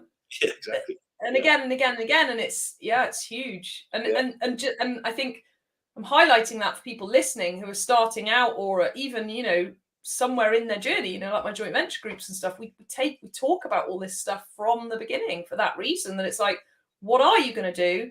And the sad thing is that if this guy passes away, and you said he's got 4 kids, they're going to be left with that mess as the banks call in the loans and the capital gains tax. So he may even, we're talking like doomsday worst case scenario, but there's a chance that they will have to pay an inheritance tax bill, capital gains tax bill. I don't know what, but it becomes inheritance tax at that point, doesn't it? I'm guessing, not capital gains. Yes. They may actually have to pay for their father's. So here's kind of not setting it up. Here's a frightening thing. So first of all, there are ways in which you can reduce and mitigate inheritance taxes by putting properties into trust and things. When you do that, eventually kind of remortgaging. So that's why for somebody who wants to continue to re-leverage, they'd be reluctant to put property in trust. But actually, I've already got property in trust. I'm only 46 years of age. I've got property in trust now for my daughters. So, but here's the thing. Here's a simple frightening fact, is that inheritance tax, by the way, and I'm not a tax expert, I just have a knowledge of tax as a result of what I do, but inheritance tax has to be paid before the estate is released. People don't realize that. So you have to raise the money to pay the tax before you get the asset. That's HMRC's rule. And that actually scuppers a lot of people, and they end up taking bridging loans, and we help them with that in these situations. They take bridging loans where the bridging lender is the winner, right? But they have to leverage against those properties in order to pay the tax and release them to the estate. And then, you know, somebody could be paying 50, 60 grand for a 3-month bridging loan on £500,000 worth of property because it's tipped them into inheritance tax. So that's something to be aware of. And here's another frightening fact on it. So there is a well-known landlord in Newport from years ago, 20 years ago plus, a well-known landlord. Round Newport, from Chepstow to Cardiff, they owned over 1,000 houses, were owned by one woman. She died without even a will. Her family went bankrupt paying the taxes, and every single one of those properties went to the government. Fact. Because of no planning. Because of no planning. There wasn't even a will in place. Lost the lot. It's huge. And for anyone listening thinking, oh, well, I'm just buying my first property, I'll deal with it later. No. Because the later never comes. You know, one of the things that before my guys buy any properties, they've all got wills, they've all got powers of attorney, financial and health. They've got agreements in place, but the shareholders agreement. It's like, you can't do that afterwards. It's too late. If someone's died in a car accident that no one expected, too late. Game over. Yeah. And to be morbid before we move on, the other thing is... Sorry, everyone. Yeah, exactly. When you don't die, but you're knocked over by a bus, you're in a coma. That is the worst situation because your bank accounts get frozen. So, and so if your bank account gets frozen, you can have rental income coming in, and you've got mortgages going out of a different account. I do the same thing. I collect all my rents into one account and then disperse them to the relevant companies. I have 7 different companies that hold property. But I do it that way because it's very easy then for my lettings team to monitor rent. You've got like a manager. The lettings company is taking the rents. Exactly, yeah. So I've got that thing organised. So if I was knocked over by a bus and I didn't have a power of attorney, all my mortgages over here, once the float in that account was gone after a few months, if there was no rental income coming in, because no one can access my rental income without a power of attorney, then I'd be defaulting on all those mortgages. I could wake up 6 months later, or worse, I die, but by which time the bankers started coming after stuff, and I've left a whole mess for the wife. So you know, that's you've got to get your ducks in a row. I love that you're saying this, because I say this and everyone's like, oh, here she goes again, going on about wills, and I'm like, no, really, look, listen to Howard. If you don't believe me, listen to Howard saying it. The importance is to set things up properly, isn't it? If you set it up properly from day one, you know where you're going. And for some people, they might say, well, do you know what? I don't know what my property portfolio is going to look like in 10 years' time. So why would I write a will now? Well, you can change it, right? And you can also put caveats into a will to say, look, if at the point I die that I've got this or that, we'll change it this way or that way, you know. And so you can detail things even now and prepare for the future, but then you've got to review those plans as you grow a portfolio as well. Yeah, absolutely. Yeah, and it's the reviewing, isn't it? It's it's not very passive, is it? You've got to keep going, right, where am I at? What's the best thing to do? How does it change? And I think the other thing for everyone to remember is that we change as well. What we're into changes. I used to love a single let refurb. It was my favorite thing ever. And I'm like, oh, you couldn't need to do it. And it's understanding that as well. What we're into changes, doesn't it? What we're excited about and what our experience levels allow us to do, it changes. So it's a huge thing.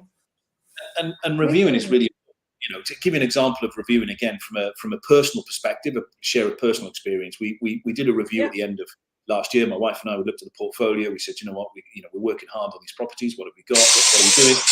And sorry for the alarm going off there. So what we did is we looked at everything and we thought, what properties are performing really well, what properties are not performing particularly well. And so we had this block of flats, shops on the ground floor, flats above, with a large car park behind on the outskirts of a town centre. And do you know, when we looked at it, we'd spent nearly £4,000 on tipping costs because people keep fly tipping in the car park at the rear. We've put cameras up. We've done all sorts to try and prevent and put signs up, cameras up, but it's still happening. So when we looked at it, we thought, actually, it still cash flows well. And that was always my mind. Is it, look, it cash flows well, let's leave it. But actually, the management of that building is a lot. So we chose to sell that whole building. We sold it off, and then we used the money to pay down the debts we had elsewhere. And when we re-strategized, we actually realized that we sold a chunk of property off. Like I said, 1.2 million pounds worth has been sold off between January and now of my portfolio.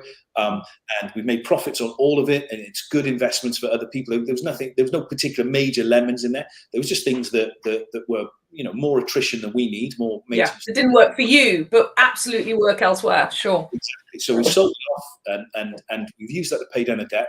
And the interesting thing is I now have clearly, less fees and costs. I've got about 1.1 million pounds worth of less debt on my portfolio. And my cash flow is actually slightly more than it was before. So smaller in this instance hasn't meant less income. It's meant less debt and more income, which, it is re-strategizing. And do you know what? I was of the opinion, a little bit like you, I do love a flip when I buy something to flip. When I buy something to hold, it's like, right, that's in for life. And when Saray and I started looking at this and looking at the different portfolio and thinking, hang on a second, it makes sense to sell these. My first reaction to it, no, I'm not selling that block. Put too much into it. And then when we actually looked at it, it's like, no, this makes total business sense. Just remove the emotion. This makes business sense. This is a good move. So reviewing is something we constantly should be doing in our businesses and in our property business. Yeah. And if someone's got a portfolio but they're like, oh, I'm not sure, do you offer that? Like, could someone come to you that's listening to this and go, I'd love his opinion on this? Yeah, we do. So I'll do consultancy on a one-off basis or on an ongoing basis.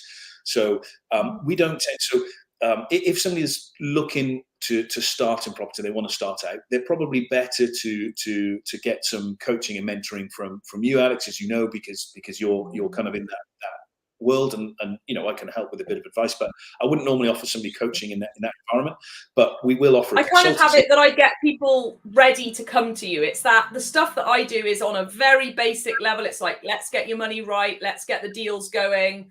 It's like people have it, they need to get to a certain point before it's, okay, Howard, look at all. But if someone's got, an existing portfolio. Exactly, yeah. Somebody's got a portfolio of we've just been looking at a portfolio now of nearly 30 properties.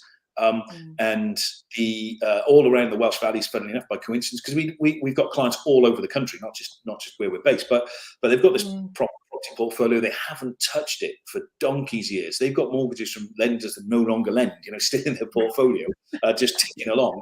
And they were like, well, what do we do with it? What do we sell some? Do we sell quite a few? What do we do? So. And we started with an approach with them. We discussed it. They said, okay, we'll dip our toe in the water and we'll mortgage a couple of them. Problem was, what they did try to mortgage them with a different mortgage broker, incidentally, not wanting to slate any competition, but I don't even know who it was they were using. The mortgage broker recommended Paragon. Paragon don't like tired properties, and these things, they all needed freshening up. They've owned them in their portfolio for years. They're not bad landlords. They're just tired looking. And one of the reasons I want to raise money is to improve them. But Paragon, of course, slammed everything, so downvalued a lot. So when they came to us, they're like, well, we don't want to pay for more valuations because we're not going to get the results. So I was like, hang on, don't use Paragon, use this lender. So we remortgaged a couple. Then they got their confidence that we're doing the right thing. Now they're remortgaging, I think, 13 with us, and they're selling off a few others. And over the past sort of 4 months, their strategy has changed as we've had more discussions. And it's developed, and now they know. 4 months later, they know exactly where they want to go for the next 10 years. And so, I take pride in helping them arrive at those decisions and sort of helping them steer. And we also, for people that want help on negotiation of deals, Alex, we'll do that as well. So when somebody's got complex deals, we had a client who was recently buying a £3 million portfolio in Cardiff. And, I sat down with them and with the vendor and helped structure the deal live in the room, put it together, and then we go off and get some bank funding. So we can just mortgage broker for people, of course. They come to us, they get a TMW mortgage, and they pay a standard broker fee for that. We do the vanilla. And then I get involved with a really complex, if you want help negotiating, I'm happy to do that. Sit down with the vendor and work out what can be done. Because when we're live in the room doing that, we can work out whether this deal starts with an option or a lockout agreement, whether it starts with exchange, delayed completion, all of these different things that maybe people that are fairly new to property may think, well, how does that actually work? Well, we'll break it down. Yeah. And even if they've learned it in a classroom or in a course, actually talking to a vendor about it, that's a whole nother ball game. Like having you in the room to go, this is how it works. It gives everyone confidence. It's not just, it's like people need to know that the people doing the deal know what they're doing. And and that's the thing that with my JV groups, when they're starting out, they're like, but how do I explain rent to rent? Or how do I explain this? And it's like, you got to practice, and you're going to, excuse my French, fuck it up probably. And you'll it's going to go wrong. And so if you're dealing with a deal that's, you got to get this one right. You can't practice here, like practice on your single lets, practice on your smaller deals. Having you on the room is cool. I'm even going, okay, this is good to know. Because there's no level where we get to the place. I think, I'm just speaking about myself. For me, there's no level where I get to, I just know everything and I can do it all. Even the conversation we had the other day about the hotel, I don't know what a hotel before. I'm not doing deals I've done before, so I don't understand, things I don't understand. And you even went to me, oh well, I've looked on Google Maps, and you said it so simply, and I was like, Jesus, that was I put the phone down and told her, and I was like, that was gold, because you looked at the satellite version and went, is that piece of land there part of the hotel? If it is, there's something you could maybe do there. So I then went, bought the land reg title. And I was like, yes, that piece of land is just that. I don't think you can put a price on that, right? Like just that, having someone with experience to look at a deal and go, have you considered this? I mean, that's just worth it. It's like I say, it's impossible in some ways to put a price on it. Yeah. And look, this is the thing. So, when I'm buying a hotel myself right now. I've got a hotel deal going through, and we're using some nuances of planning to change into self-contained flats above, and then a restaurant and pub on the ground floor. They'll stay country pub type thing. A lovely holiday location. So we're gonna change it from 12 rooms to 7 flats, also going into the loft.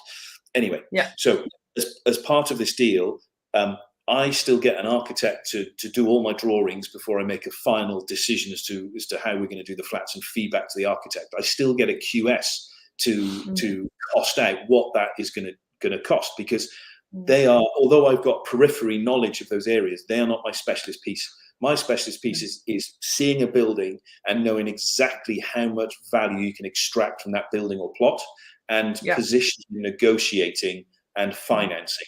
So all of that front end stuff is my forte, my specialism. So that's where I get involved. And right now, I've just had exactly the same thing. We've negotiated a complex deal in Swansea for a development, and I helped in the negotiations, and I've seen that deal right through. So just 2 weeks ago, when the valuer was going out to value this for the client who's buying it on a development loan, I met with the valuer, because as a mortgage broker who's investing myself, particularly for the investments in South Wales, I know all the values. So, they won't do anything they shouldn't, but what we want is to give them the confidence that the GDV that we said is right, can borrow that development fund, this deal can happen, and I'm an integral part of making sure all of those ducks are in a row and stay in a row. And it's so interesting. I've said that to clients before. It's like, please go and meet the surveyor. And it's not even if like they don't have the relationships like you do with the surveyor, it's actually the value in showing up and saying, this is who I am, this is what I'm doing with the property, this is what I know, or this is what we've done to the property, and if you're interested, here's the detail of what we've done. The surveyor actually gets a chance to understand the property, whereas if they just get, they pick up the key from an agent or a tenant lets them in, they have no idea what's been done or not done, no conversation. I mean, it's so valuable. Like you say, they don't do anything they're not supposed to, but they're human beings. They can only work on the information they've been given. And if people don't bother showing up to meet them to say, this is who I am, this is what I've done, it's like they don't stand a chance. They can just go with what they can see. So that's a huge one. Yeah. Really huge. What one area? Sorry, were you going to say anything about surveyors? Oh, carry on. So I was going to say, one area we haven't touched on, which is huge in the property world, is contractors and building and doing the refurbishment, which people listening will have all their versions of, you know, great stories and nightmare stories and time running over, you know, all the classic things of projects overrun in time, they overrun in money, people don't show up because of, you know, varying reasons, some because they do what they say they're going to do, but often because other projects are impacting and all the rest of it. Never mind the nuance of, I mean, just being having worked with contractors on, you know, was pretty hands-on. You know, I would fill skips and get in there and deal with stuff. I know how long stuff takes. And people go, oh, you know, just paint that wall over there. And it's like, it's not just paint that wall over there. It, you know, how do you work with contractors? What are your top kind of tips of that? What do you, because you're doing some big projects, so you must be using a lot of contractors, or do you have a main contractor? What do you do? We've got relationships clearly with people. So I used to run my own build team. That I had a full-time contractual build team, but we project manage that. So we bring in the electrician, the plumber, rather than having one contractor to oversee. So we used to do that when we were doing a lot of single lets and HMOs and small blocks of flats. Yeah. And I only kind of run that down, if you like, just at the end of kind of the COVID period, towards the end of last year. We just finished off some refurb sort of November time of last year, and we encouraged those guys to go off and find different work. I'd kept them kind of full time for years, and you know, they now work with some of the contractors we work with. But that's because now all the stuff that we're currently doing is bigger, and we do all of our contracts now on a JCT contract basis. So JCT contract basically is a templated, if you like, legal contract that's fair to the builder and fair to you as the property investor, and it just sets out what happens. And it's really important to understand your JCT contract and to get it right, you know. And some people that we help construct these things, because, you know, that's part of the negotiation process at the end of the day. So I get involved in that as well for clients. And sometimes they want really pecuniary fines if the builder goes over time and all the rest of it. You know, hang on a second. No. If you make it too pecuniary, no one's going to want to do this deal. No one's going to want to sign this contract. Everything's they're not going to touch you. Exactly. Yeah, you've got to make it fair, and you've got to work with people, and you know, you've got to be present or have a very reliable project manager to do things while things are going through. A few things I would say, you know, I think probably fairly obvious stuff, but people shortcut this, particularly now when builders are hard to find, is you know what, you want to know how good a builder is by looking at other work that they've done. What else have they done? Are they willing to show you what else they've done? You know, it's not just down to the Google reviews that have been written by their friends, right? You need to know what these guys are doing. And every builder's busy at the moment. So if you approach a builder or building contractor to do a build for you, and you say, would you mind if I come onto a live site you're doing at the moment? If they can't put you onto a live site, I would walk away totally, because they're bound to have something going on right now, and they're bound to be able to show you that, you know. And I've had a builder now, a contractor who's particularly cautious with that and wanted me to sign a caveat to say there'll be no trip or fall here kind of scenario, and bring your hard hat, and you know, but was willing. But actually, that's responsible in a way, right? That, you know. Yeah, precisely. So you know, you got to meet, touch, and feel at something they've done. If you can even talk to the person they're working for on that project, even better. One of the things I think on the bigger contracts, by the way, one thing where lots of people get caught out, and I watched people before I was doing big deals, so it hasn't caught me out, I've covered it off. But one of the ways I see a lot of people being caught up is when you get the additional work. Whenever you're doing a build, there's always something that comes up that's additional work, right? So you just have pre-agreed what's going to happen in that scenario.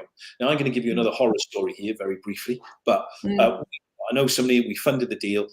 It was a plot, it was 9 plots of land. First time they're ever doing a ground up development, and 9 plots, 9 houses, and they're doing all of them. And the grounds work came in and did all the groundwork as per the surveys, okay?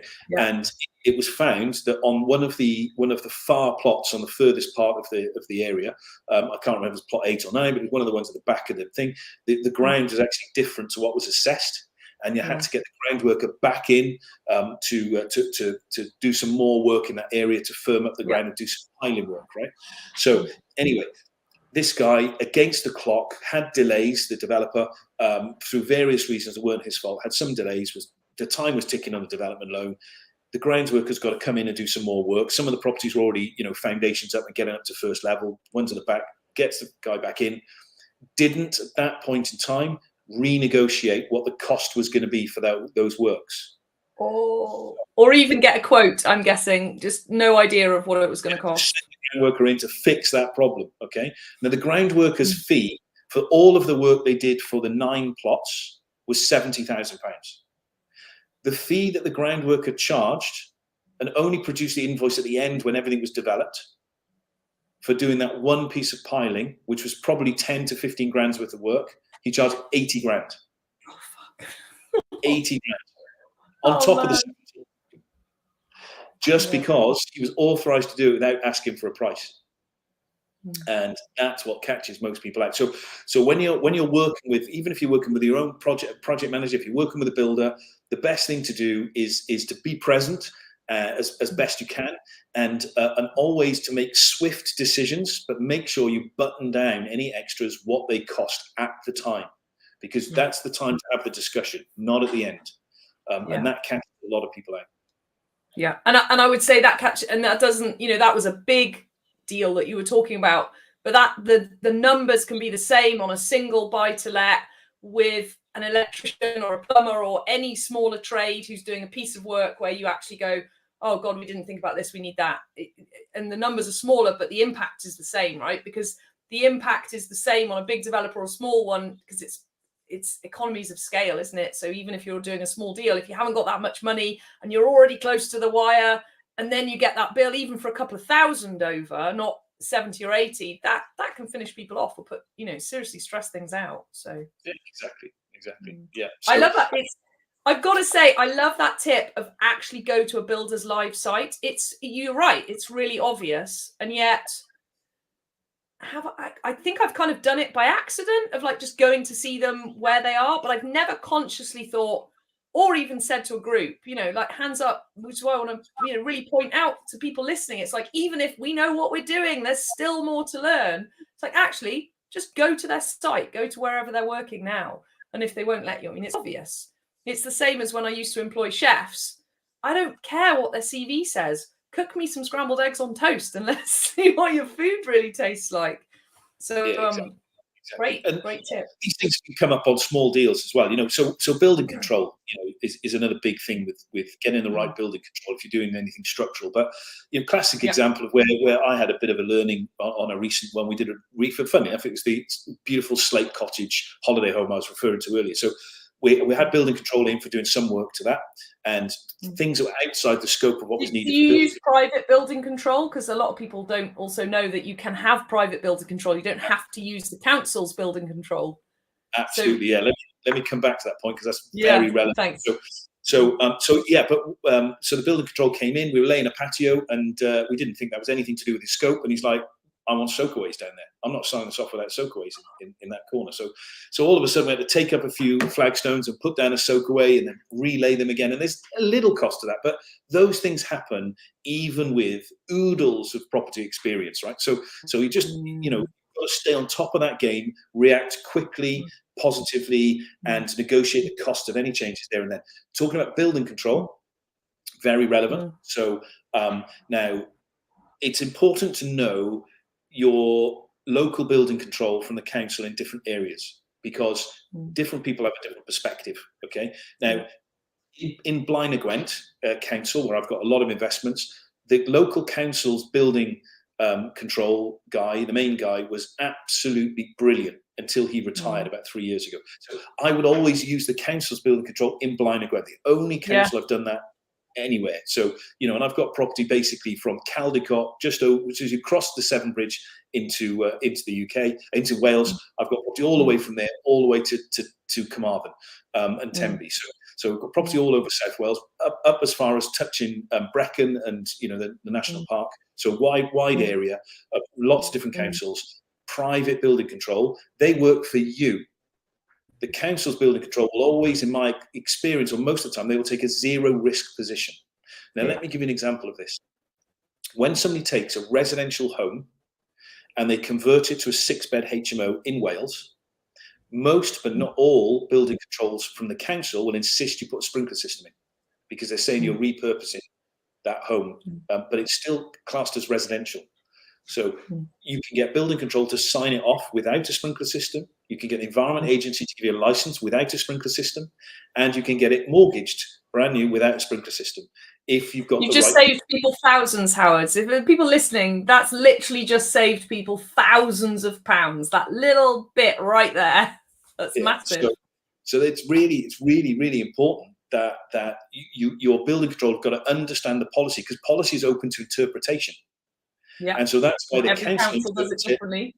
Exactly. Most councils in Wales interpret it. You've got to put a sprinkler system in, but some don't. And my building control guy that I've got, his interpretation is not. So I've got one HMO in my current portfolio, but we've done lots of HMO projects for clients where we've been involved, and and they've shared my team, if you like, including building control, and we get it signed off without. So a little bit controversial. Sorry if someone's just done a refurb and spent £6,000. Well, I've got a group who's they've got an HMO with a sprinkler system in, and it's just an absolute nightmare. It's just like, really, and yeah, absolutely. Yeah.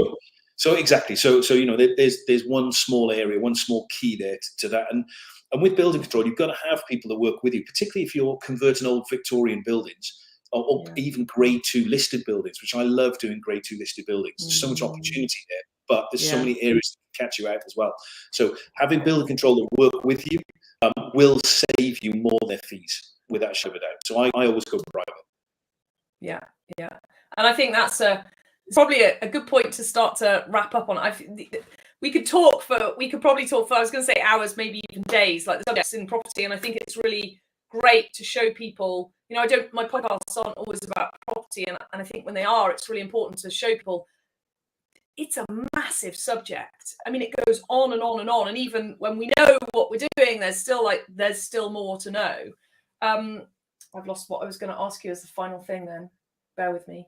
It was about building control, mortgages. No, it's gone. What was it? It was a good question as well. Building control projects. It'll come back to me. I'm going to ask you a different question to wrap up, and then if that one comes back to me, I'll come back to you. What would you say is your top 3 pieces of advice for people who want to get into property, not people who are already in it? I think we've covered a lot, about reviewing and all of that. What are the 3 top things that you say to someone who's listening to this who might be a bit overwhelmed right now, still a bit, if they're a bit excited, then that's probably a good thing, because we've said lots of things to put people off in property today. But what are your main? I think that you should start sensibly. So I think if you're in property, I think when I say start sensibly, tip number 1 would be, do buy a refurb. Don't just buy something ready to let and sink some money. Do buy a refurb, relatively light refurb for the first one. Go through some pain, experience that, and go through that process. Right. I would say tip number 1 is to do that. So put your toe in the water. Do it at a relatively, comparatively low level, what you're comfortable with the funds you've got in reserve. Number 2 would be always keep cash reserves. Don't go all out. If you've only got 60 grand in savings to invest in property, then you want to be looking at the very low end. You've got to keep money back. And the third thing is to surround yourself with people who are walking the walk, not just talking the talk. So there's lots of people out there putting loads of noise out on social media about all the things they're doing, but there's never any specifics, because they're not doing anything specific. So, just look out for people who are really, doing deals. Get alongside those people, learn from them. And there's actually a very open community in all parts of the UK. There's open communities of property investors who are willing to help each other. It doesn't need to be a lonely. So, listening to podcasts like this is a great way to get started, and also just get involved with people, get along to the networking meetings, and like-minded people, and do so. As tip number 3, getting out there, meeting people, get out doing it, is just meet people with caution. Make sure you are touching base with and buddying up with the right people in property. And it will take you a little bit of time to figure out who is right and who is not so right. Noisy.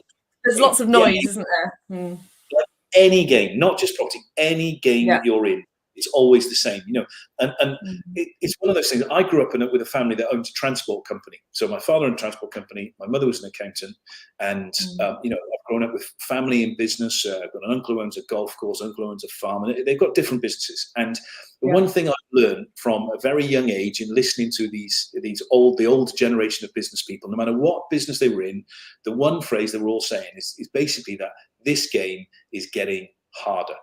Every profession says the same thing. Every game is getting harder. You've got to just stay ahead of the curve. In property, we've got lots of things that are coming at us with different taxation rules, different health and safety rules, different rights for tenants. Every game is getting harder. Doesn't mean that property is a bad investment. It means it's a good investment as long as you stay ahead of that curve and keep learning, because what it will do is it will drop out the dross and the good will hopefully stay. And so that's why, I embrace legislation. Some of it annoys me, some of the rights of tenants now, and 12 months notice, it makes it difficult. But you know what? You've got to work with it. You're not going to change it. So it's still good to stay ahead of that curve, grow with it. Every game is the same. And then, sorry, I'm going to give the fourth one as well. And that is Go for it. It's gold. It's all gold. Critically important as far as I'm concerned is this. Now, a lot of the major training programs are very good at what they do, but they tell people, they give the old phrase FOCUS, FOCUS as an acronym, follow one course until successful, FOCUS, right? So go down one strategy. I think you should invest in all 6-bed HMOs. Great. Now, if you were buying a share portfolio, would you buy shares in only one company or one type of company? Would you buy all banks because you know banking? Would you buy all pharmaceuticals because you're a pharmacist? No, you wouldn't. You buy a portfolio that is spread to spread that risk. And the same thing with property. That thing about follow one course until successful, no. With property, be strategic. Yeah. Get a couple of single lets, maybe a couple of HMOs, a couple of blocks of flats, maybe a commercial to resi conversion as you grow, but diversify. And don't buy everything in the same postcode. And saying, know your area is very important, or know your areas, but be strategic about buying. But don't put all your eggs in one basket, either geographically or in property type, because things change. Yeah, and that's my. And it's great, and I really thank you for saying that, because I've watched landlords get wiped out who follow that strategy. I have watched people who only had HMOs and then changed them all over to serviced accommodation, but for contractors. And then COVID hit, wiped out because there was no contractors. Game over. Same with, people who have only got holiday lets in just holidaying areas. Something changes to the holiday market, game over. So, brilliant advice. And it's not to say do lots of everything all at the same time, but it's like actually, it's a brilliant analogy to share, to say that up against shares. You'd never do that. So why do it here? So it's about the right advice at the right time for the right people. And the minute there's a acronym and a do it this way, it's like it's game over, because you don't know, how people are going to apply it. So Howard, it's been an absolute pleasure. And I think what I really want to acknowledge you for is your contribution to the community. I think that's, yes, finance and mortgage broker, and yes, you sell products, but actually your contribution is just huge. You don't have to set up a networking event. And look, of course, you set up the networking event, so then you get business, fine. But actually, what it takes to set up a networking event and that awards ceremony, I mean, I was sat there going, Jesus, this is going off. All of that work that you put in, that actually means that you're able to be with us. It's because of people like you in our community that actually people can come in with zero knowledge. People can show up tomorrow night at the property meet and, every month, and they can actually come and learn and speak to people. We're human beings. I've said it before on this podcast. If you want some help, reach out to me, reach out to Howard. If we can, there's plenty of people that I'm like, I'm not listening to you, but I do know who it is. So I, really acknowledge you for your contribution, your experience, and your sharing. Some of the stuff that you said today, if people listen and take it on and apply it in the right instances and double check, is it right? Literally save people thousands. And I think that's the final point I'd like to end on, is that paying for expertise actually usually makes us more money. I deal with a lot of clients who go, oh, but that, that's getting that extra survey is expensive, or that, I don't know, drainage engineering survey or whatever. It saves us so much money in the long run. And it's what I say to my clients, like, spend money with me, you'll make and save far more than you ever spend with me. And I think it's the same for what you do. And it's the same for most professionals who have been in it and been in it and around and have a good reputation. Actually, what you do in the long run is you just make people money. When people ask you what you do, it's like, yes, you're a mortgage broker. What do you really do? You actually make people wealthy in the long run. So, really thanks for being so open and honest and sharing. There are plenty of people who are like, oh, I've got to charge for that kind of level of information. So yeah, and thank you for having me come to talk tomorrow night and for the award ceremony and everything. It's really exciting times. I'm looking forward to the next few years, and I'd love to have you back on as well to so many subjects. So if there is anything particular that you do want to talk about, let's have another session and get really specific on certain topics. I think it's really valuable. So. Yeah, great. Thank you very much. And anyone that's listening to the podcast, if they want to fire into you on subjects, and I'll willingly come back and deal with any of the topics that we've dealt with in more depth, or anything else to do with property. I've got plenty more ideas swimming around in my head we could be discussing. But, absolutely. And then anybody that's listening, if I can just share, so my email address is howard@harveybowes, HARVEYBOWES.com. But probably best to usually contact Nia, N-I-A, Nia@harveybowes.com to get me, because I get over 300 emails a day. I do try to get through them, but don't always. If they're fresh, people I don't know. And then on top of that, of course, landline for the business is 029 2175 4150. So anyone's got a pen and scribbling that down now, 029 2175 4150. Brilliant. That's amazing. Thanks, Howard. And really get everybody how approachable Howard is, how approachable I am. We're human beings. We love people. And especially now COVID is gone, come back out networking, come and hang out with us, come and do some stuff. It's really cool. Wherever you're at, if you're starting out, even if you're listening to this and you're in debt, it's a great time to start. That's not going to ever go away. So thanks so much, Howard. Thanks everyone for listening. And again, any questions, send them to me or Howard, and we will endeavor to answer them in the future. Thanks, everyone. I know.